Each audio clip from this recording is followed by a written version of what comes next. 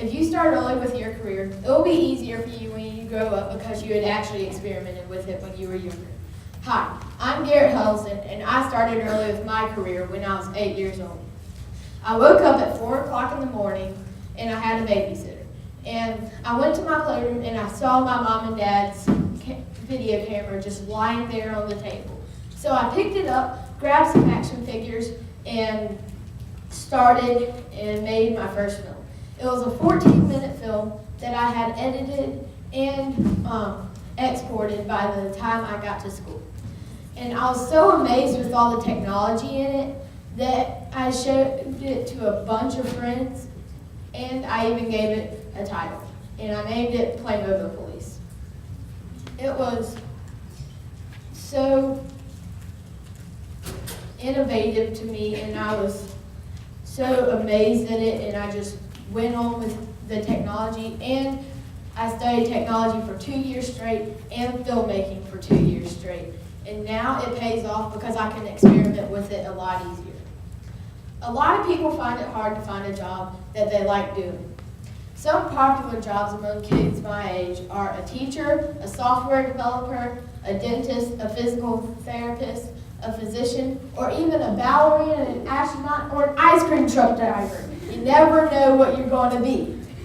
Now, I remember when my best friend and I would get up at 6 o'clock in the morning, meet in my backyard, plan out what we were going to do that day, and then we'd film what we were doing.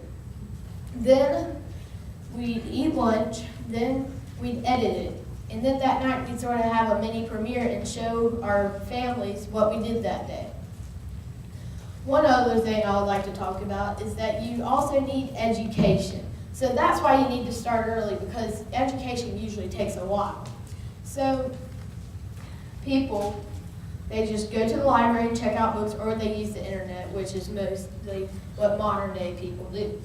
But what I did, I went to my school's library and I checked out some books, read them, and then the next day I came back and checked them back in and kept reading and I kept reading books until I reached where I read every single technology or filmmaking book in my school's library. And that's how I studied a ton. And the studying helped me because I could experiment with it easier. So I experimented a ton.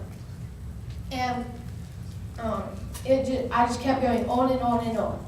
Now, I want you to discover what you're passionate about and go live for what you love to do and go find what you live for.